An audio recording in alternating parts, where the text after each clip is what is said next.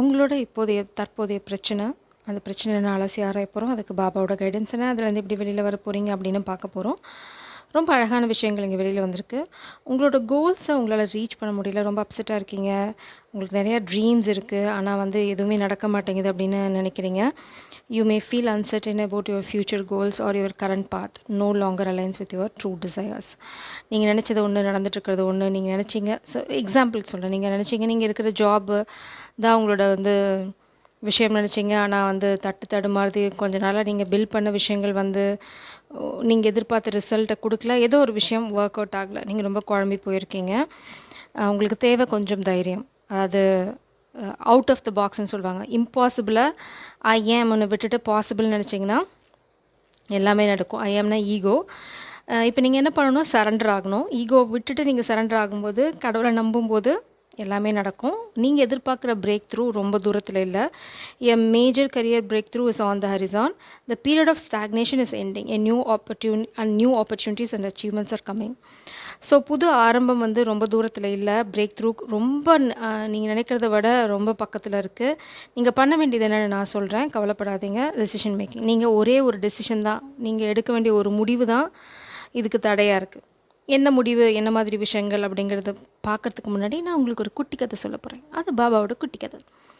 இந்த கதை என்ன அப்படின்னா, கதைங்கிறத கான்செப்ட் அப்படின்னு சொல்லலாம். இந்த குட்டி கான்செப்ட் என்னென்னு பார்த்தீங்கன்னா, ஆரிய சமாஜ் அப்படின்னு சொல்ல ஒரு சங்கத்தை சேர்ந்த ஒருத்தர் பாபா பார்க்க போவார். அவருக்கு கொஞ்சம் தான் நம்பிக்கை இருக்கும் பாபா மேலே. அவர் ட்ராவல் பண்ணி போகிற வழியில் சிலரோட டிஸ்கஸ் பண்ணுவாங்க. பாபாவுக்கு சில கேரக்டர்ஸ் இருக்கா, வேதிக் லிட்ரேச்சரில் சொன்ன மாதிரி சில விஷயங்கள்லாம் அங்கே நடக்குதா, இந்த மாதிரி கொஞ்சம் குழப்பத்தோடு போவார். அவர் ஷீரடியை அடைஞ்சு பாபாவை பார்த்தோன்னே கண்டுபிடிச்சிடுவார் பாபா அவர் ஏதோ குழப்பத்தில் இருக்கார் அப்படின்னு. அவர் ஷாமாவை கூப்பிட்டு அவர்கிட்ட போய் குட்டி கதைகள் சொல்லுவார். அதாவது டிவோட்டீஸோட எக்ஸ்பீரியன்ஸ். அந்த எக்ஸ்பீரியன்ஸ் அவர் ஃபுல்லாக கேட்டதுக்கப்புறம், அந்த எக்ஸ்பீரியன்ஸ் எப்படிப்பட்டது அப்படின்னா, அவங்களோட நம்பிக்கை எவ்வளோ தூரம் சோதிக்கப்பட்டது, எவ்வளோ தூரம் நன்மைகள் நடந்தது அப்படிங்கிறத பற்றி. ஸோ அதை கேட்டதுக்கப்புறம் பாபாவை பார்க்க போவார். அப்போ அவர் சொல்லுவார், யார் உன்னை பற்றி என்ன சொன்னாலும் சரி, எத்தனை விஷயங்கள் நடந்தாலும் சரி, உன்னை கவுக்க பிளான் பண்ணாலும் சரி, எப்போவுமே அமைதியாக இருக்கணும்.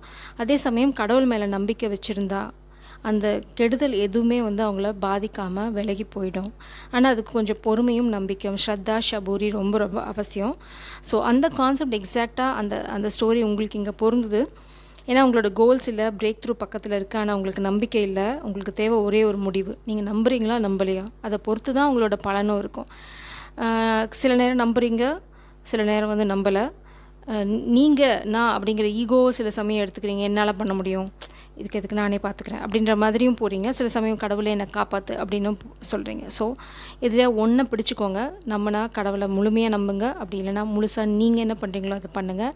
ரெண்டும் இல்லாமல் பண்ணிங்க அப்படின்னா நீங்கள் இந்த மாதிரியே மாட்டிக்குவீங்க. அது ரொம்ப அவசியம் இப்போது. ஏன்னா நீங்கள் ஒரே ஒரு முடிவு தான் தூரமாக இருக்கீங்க. அதனால தான் இவ்வளோ தூரம் சொல்கிறேன். பாலிடிக்ஸ், உங்களை சுற்றி நிறைய துரோகங்கள் நடக்குது. பயங்கர துரோகங்கள் நடந்துகிட்ருக்கு. பல வேஷம் போட்டவங்க உங்கள் முன்னாடி சுற்றிட்டுருக்காங்க. மேபி கரியரில் உங்களுக்கு நிறைய பாலிடிக்ஸ் இருக்கலாம், ஃபேமிலி பாலிடிக்ஸாக இருக்கலாம். இங்கே பாருங்கள், ஸ்ட்ரெஸ். நீங்கள் ஒரு பலூன் மேலே நின்றுட்டுருக்கீங்க. அந்த பலூனை ஒரு குரங்கு உடைக்க பார்க்குது. நீங்கள் நினச்சிட்டு இருந்தீங்க இவ்வளோ நாளாக இந்த சிச்சுவேஷன் உங்கள் கண்ட்ரோலில் இருக்குது அப்படின்னு. ஆனால் இவ்வளோ நாள் நீங்கள் தான் அவங்க கண்ட்ரோலில் இருக்கீங்க அப்படிங்கிற புரிதல் உங்களுக்கு இப்போ தான் வந்திருக்கு. அதனால் ரொம்ப ஸ்ட்ரெஸ்டாக இருக்கீங்க. ஸோ இதுதான் உங்களோட சூழ்நிலை. இதுக்கு பாபா என்ன விஷயங்கள் சொல்கிறாங்க, நீங்கள் எதை விடணும், என்ன மாதிரி விஷயங்களை ஃபோக்கஸ் பண்ணணும் அப்படிங்கிறத நம்ம இங்கே பார்க்கலாம். நீங்கள் முக்கியமாக ஃபோக்கஸ் பண்ண வேண்டியது எப்படின்னா, நீங்கள் ரொம்ப ஹெவிலி பேர்டண்டாக இருக்கீங்க. ஹெவிலி பேர்டன்ட் அப்படின்னா, நான் என்ன பண்ண போகிறேன், என்னால் இது சுமக்க முடியல, இவ்வளோ பிரச்சனைகள் நடக்குது, எனக்கு மட்டும் ஏன் நடக்குது. நீங்கள் ஃபஸ்ட் நம்பி பாருங்கள். அதுக்கப்புறம் உங்களுக்கு மாற்றங்கள் வர ஆரம்பிக்கும். நீங்கள் பண்ண வேண்டிய மாற்றம் ஃபஸ்ட்டு என்ன நெகட்டிவ் எனர்ஜியை வச்சுட்ருக்கீங்கன்னு பார்க்கலாம். பாலிடிக்ஸ் இருக்குது உங்களை சுற்றி. நீங்கள் இது தானாக நடக்குது, உங்கள் கர்மா அப்படின்லாம் நினைக்க வேண்டாம். உண்மைகள் வெளியில் வரும். நிறைய உண்மைகள் உங்களுக்கு தெரிய வரும். அது உங்களுக்கு கொஞ்சம் ஷாக்கிங்காக இருந்தாலும் அந்த உண்மைகளை நீங்கள் ஜீரணிச்சிக்க தயாராகுங்க. கண்ட்ரோல் பண்ணுறாங்க. உங்கள் உலகத்தை யாரோ கண்ட்ரோல் பண்ண நினைக்கிறாங்க. ஸோ நீங்கள் ஃபஸ்ட்டு அந்த பயத்தை விடணும். எதிர்மறை எண்ணங்கள் என்ன அப்படின்னா, உங்களை விட அவங்க ரொம்ப பவர்ஃபுல், உங்கள் உலகத்தை அவங்களால கண்ட்ரோல் பண்ண முடியும், உங்கள் உலகத்தை அவங்க கண்ட்ரோல்குள்ளே கொண்டு வந்துட முடியும், நம்மளால் எதுவும் பண்ண முடியாது, ஆச்சு போச்சு அப்படின்னு. கடவுளை தாண்டி யார் வந்துட போகிறா அந்த நம்பிக்கை உங்களுக்கு ஏன் இல்லை? இந்த நம்பிக்கையை நீங்கள் வளர்த்துக்கிட்டீங்க, சரி ஓகே, அவங்க எவ்வளோ பெரிய ஆறாக இருந்தாலும் சரி, கடவுளை விட அவங்க சின்னவங்க தான் அப்படின்னு நம்பிக்கை உங்களுக்கு வந்ததுக்கப்புறம் உங்களுக்கு அந்த ஞானம் வருது. நீங்கள் எந்த இடத்துல மாட்டிகிட்டு இருந்தாலும் பரவாயில்ல, நீங்கள் எங்கேயோ சிக்கிட்டு இருக்கீங்க, அப்படி சிக்கிட்டு இருந்தாலும் உங்களுக்கு ஒரு ஞானம் பிறக்கும், தெளிவு பிறக்கும் இந்த சூழ்நிலையில். அதுதான் பிரேக் த்ரூ. நம்ம இங்கே பார்த்த பாட்டம் டெக் எனர்ஜி, இதுதான் உங்களோட பிரேக் த்ரூ. இந்த பிரேக் த்ரூ உங்களுக்கு ரொம்ப ரொம்ப அவசியம். ஏன்னா அடுத்து நீங்கள் வெற்றியை நோக்கி போக போகிறீங்க. நீங்கள் புரிஞ்சிக்க வேண்டிய கசப்பான உண்மை என்ன? 10 ஆஃப் கப்ஸ். ஃபேமிலி உங்களுக்கு துரோகம் பண்ணுறாங்க. ஃபேமிலி அப்படின்னு நினச்சவங்க தான் உங்களை கண்ட்ரோல். மேபி இது ஃபாதர் ஃபிகர் உங்களை கண்ட்ரோல் பண்ணுறாங்க, இல்லைனா வந்து ஃபாதர் ஃபிகர் மூலம் உங்களை கண்ட்ரோல் பண்ணுறாங்க, இல்லைனா சம்திங் மேபி உங்களோட காதல் வாழ்க்கையாக இருக்கலாம். காதல் வாழ்க்கையை பேஸ் பண்ணி கண்ட்ரோல் பண்ணுறாங்க. சில குயின் ஆஃப் பென்டக்கிள்ஸ். இல்லைனா உங்களுக்கு காசு தர மாட்டேன்னு சொல்லி ஏமாத்துறாங்க, உங்களோட சொத்தை தர மாட்டேன், ஏன்னா நீங்கள் ரொம்ப கஷ்டப்பட்டு சம்பாரித்த விஷயங்கள், நீங்கள் எஃபர்ட் போட்டது ஃபேமிலிக்குன்னு கொடுத்துட்டீங்க, ஃபேமிலி இப்போ தர மாட்டேங்கிறாங்க, ஃபேமிலி வந்து எடுத்துக்க பார்க்குறாங்க. இட்ஸ் லைக் உங்கள் உலகத்தை வந்து உங்கள் சிலருக்கு ரொம்ப ஸ்ட்ரெயிட் ஃபார்வர்டாக ஓப்பனாக சொல்லணும்னா, உங்கள் வாழ்க்கையை உங்கள் ஃபாதர் ஃபிகர், இந்த ஃபாதர் ஃபிகர் யாரோ அவங்க வாழ நினைக்கிறாங்க. நீங்கள் யாரையாவது வேறு யாரை தான் கல்யாணம் பண்ணிக்கணும், வேறு யாரையாவது தான் வந்து சேர்ந்து வாழணும், உங்களுக்குன்னு தனியாக ஒரு குழந்தை பிறக்கும், அதுக்குன்னு ஃப்யூச்சர் இருக்கும். ஸோ இவர் எப்படி உங்கள் வாழ்க்கையை வாழ முடியும்? That's impossible. அவங்க வந்து பாலிட்டிக்ஸ், ரொம்ப இன்ஃப்ளூயன்ஷியல் பர்சன்ஸோடு சேர்ந்து உங்கள் வாழ்க்கையை கண்ட்ரோல் பண்ண ட்ரை பண்ணாங்க. It's like I don't know உங்கள் வாழ்க்கை எப்படி அவங்க வாழ முடியும்னு எனக்கு இன்னும் புரியல. ஸோ வாழ நினைக்கிறாங்க. ஆக்சுவலாக நீங்கள் கல்யாணம் பண்ணிக்கிறவங்க நீங்கள் தான் கல்யாணம் பண்ணிக்க முடியும், அவங்க பண்ணிக்க முடியாது. அவங்களோட நீங்கள் தான் வாழ முடியும், அவங்க வாழ முடியாது. ஸோ ரொம்ப ப்ராக்டிக்கலாக யோசிச்சா ரொம்ப கேவலமாக இருக்குது. பட் வாட் டு டூ, இதுதான் நடந்துகிட்ருக்கு உங்கள் வாழ்க்கையில் ப்ராக்டிக்கலாக. 9 ஆஃப் கப்ஸ் உங்களோட விஷ் ஃபுல்ஃபில்மெண்ட் இது தான்.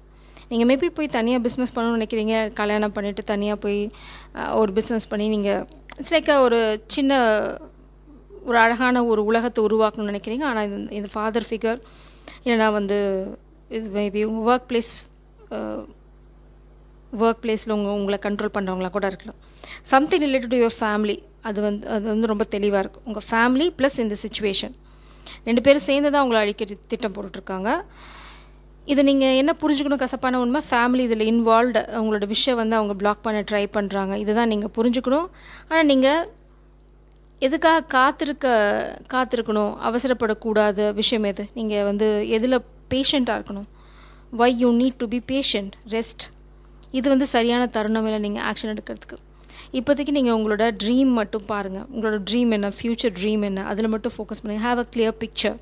இப்போதைக்கு நீங்கள் அது மட்டும் தான் பண்ணணும். பொறுமையாக இருங்க. இது நீங்கள் ஆக்ஷன் எடுக்க வேண்டிய தருணமே கிடையாது. Rest, take rest. இதுக்கு மேலே என்ன நடக்கும் அப்படிங்கிறத பார்க்கலாம். சபூரி, இது வந்து ஸ்ரத்தா. சபூரி தான் நீங்கள் வந்து பொறுமையாக இருக்க வேண்டியது. நம்பிக்கை நீங்கள் இதில் வைக்கணும். Trust your intuition. Oh my god, துரோகம். Oh my god. என்ன நீங்கள் புரிஞ்சுக்கணும் அப்படின்னா, இங்கே இது வந்து நம்பிக்கை, பொறுமை. என்னென்னா அவங்கள பற்றின உண்மைகள் உங்களுக்கு தெரிய வரும்.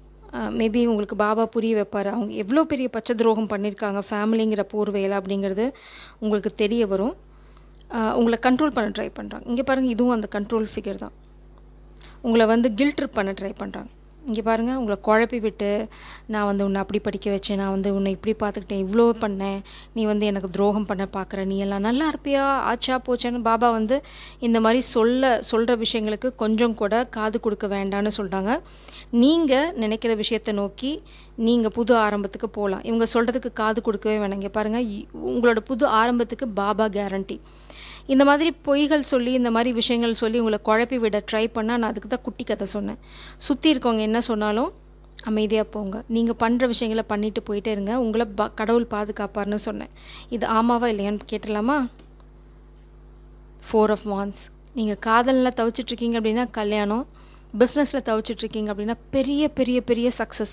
உங்களுக்கு அழகான பார்ட்னர்ஷிப் கிடைக்கும், அழகான துணை கிடைக்கும், அழகான சப்போர்ட் சிஸ்டம் கிடைக்கும். இதெல்லாம் யாரால் கிடைக்கும்? பாபாவோட கிருபையால் உங்களுக்கு கிடைக்கும் நிச்சயமாக. ஸோ இப்போது பாபாவோட கைடன்ஸ் என்னென்னு பார்க்கலாம். ரொம்ப ஸ்பெசிஃபிக்கான டைரக்ட் மெசேஜஸ் நான் நிறைய எடுக்க போகிறதில்ல, ஏன்னா ஆல்ரெடி இது வந்து 4-5 மினிட்ஸ்க்கு 10 மினிட்ஸ்க்கு மேலே போயிடுச்சு. இட்ஸ் லைக் குட்டி கைடன்ஸ். நான் ஏற்கனவே குட்டி கதை சொல்லிட்டேன், அதுதான் உங்களுக்கான கதை. இப்போது டைரக்ட் மெசேஜஸ் என்ன சொல்ல விரும்புகிறாங்க அப்படின்னா, உங்கள் கண்ணு முன்னாடி தான் பண்ண போகிறேன். ஏன்னா நீங்கள் தான் குழப்பத்தில் இருக்கீங்க. உங்கள் எனர்ஜி தான் நான் பிக்கப் பண்ண போகிறேன். இந்த சூழ்நிலையிலேருந்து நீங்கள் வெளியில் வரதுக்கு பாபா சொல்கிற வெரி ஸ்பெசிஃபிக். 2 விஷயம் என் கண்ணில் பட்டுச்சு. ஸோ இதையும் எடுக்க சொல்கிறாங்க. வேறு ஏதாவது வெளியில் வருதான்னு பார்க்கலாம். வாவ், இன்றைக்கி வேறு லெவலாக இருக்குது ரீடிங். I like it. இப்போ பார்த்தீங்கன்னா 3 நம்பர் சொல்லியிருக்காங்க. 397, 665 அண்ட் 426. இது என்ன சொல்லுதுன்னு பார்த்துருவோம். Stay with me. கிளைமேக்ஸ் பக்கம் ஓடிடாதீங்க, இதில் தான் இருக்குது ட்விஸ்ட்டே. 397, பயனை மனதில் எதிர்பார்த்து தானம் செய்யாதே. ரூ. 25 ஸ்ரீ சாய்பாபாவின் பெயரால் நன்கொடை கூட, பிறகு என்ன நடக்கிறது என்று பார். இப்போ பார்த்தீங்கன்னா இது கொடுக்குறனால என்ன லாபம் கிடைக்கும் அப்படின்னு யோசிக்காதீங்க. 25 ரூபாங்கிறது வந்து அந்த காலத்து விஷயம். நீங்கள் உங்களுக்கு எவ்வளோ கொடுக்கணும்னு தோணுதோ கொடுங்க. ஆனால் இது கொடுக்குறனால எனக்கு இது நடக்கும் அப்படின்னு நினச்சி கொடுக்காதீங்க. இட்ஸ் லைக் பாபா கொடுக்க சொன்னார், நான் யாருக்கும் உதவி பண்ணுறேன், அதோடு நிறுத்திக்கோங்க, குழப்பிக்காதீங்க. எதிர்பார்த்து நம்ம சொல்லுவோம்ல, வலது கை கொடுக்குறது இடது கைக்கு தெரியக்கூடாது அப்படின்னு, அந்த மாதிரி தான் கொடுக்கணும். எதையும் எதிர்பார்த்து கொடுக்குறதுக்கு பேர் தானமாகாது. அதனால தான் பாபா முன்னாடியே உங்களுக்கு சொல்கிறாங்க, இது வந்து உண்மையான தானமாக இருக்கணும். அப்போ தான் உங்களுக்கு அதுக்கான பலனும் பிளெஸ்ஸிங்கும் கிடைக்கும். ஸோ 665 நான் அடுத்தது போகிறேன், அந்த ஆர்டர்லேயே போகிறேன். ஸ்ரீ சாய்பாபாவுக்கு எல்லாம் தெரியும், எண்ணம் ஆசை நிறைவேறும், யார் எதனுடன் தொடர்புடையவர் என்று அறிய முடியாது. இங்கே பாருங்கள், நான் அதனால தான் சொன்னேன், உங்கள் மேலே இருக்க யாரோ உங்களுக்கு மேலே ஹையர் அஃபீஷியலும் உங்கள் ஃபேமிலியும் இட்ஸ் லைக் ரிலேட்டட். ஆனால் உங்களுக்கு அது தெரியாது. நிறைய உண்மைகள் உங்களுக்கு தெரியாது, அது உங்களால் தெரிஞ்சுக்கவும் முடியாது. அதனால தான் உங்களை சரணடைய சொல்கிறாங்க. கொஞ்சம் அமைதியாக இருங்க, நம்புங்க, உங்களுக்கு வழி பிறக்கும். கண்டிப்பாக தானம் பண்ணுங்கள், உங்களுக்கு ஒரு பிரேக் த்ரூ கிடைக்கும். ரொம்ப சீக்கிரமே பிரேக் த்ரூ கிடைக்கும். பணக்காரர்களை விட ஏழைகள் அதிகமாக உதவுவார்கள். விருப்பம் நிறைவேறும் ஸ்ரீ சாயியை நினை. ஸோ நீங்கள் வந்து ரொம்ப வெல்தி பர்சன் அப்படின்னா உங்கள் சர்க்கிள்லேயே வந்து உங்கள் உதவியை தேடாதீங்க. உங்களுக்கு தெரியாது யார் வந்து உதவி செய்வாங்க, யாரை வந்து பாபா உங்களுக்கு உதவி செய்ய அனுப்பியிருப்பாங்கன்னு. ஸோ நீங்கள் வந்து பாரபட்சம் பார்க்காதீங்க. ஒன்லி வந்து என் சுச்சுவேஷனுக்கு காசு இருந்தால் தான் நடக்கும், ஹெல்ப் பண்ண முடியாதுன்னு யாருக்கு தெரியும் யார் மூலம் உங்களுக்கு அந்த பிரேக் த்ரூ வரும்னு. So you need to trust it. அது ரொம்ப ரொம்ப அவசியம். நம்பி பாருங்கள், தானம் பண்ணுங்கள். ஜெய் சாராம். எல்லாமே வெற்றியாக முடியும்.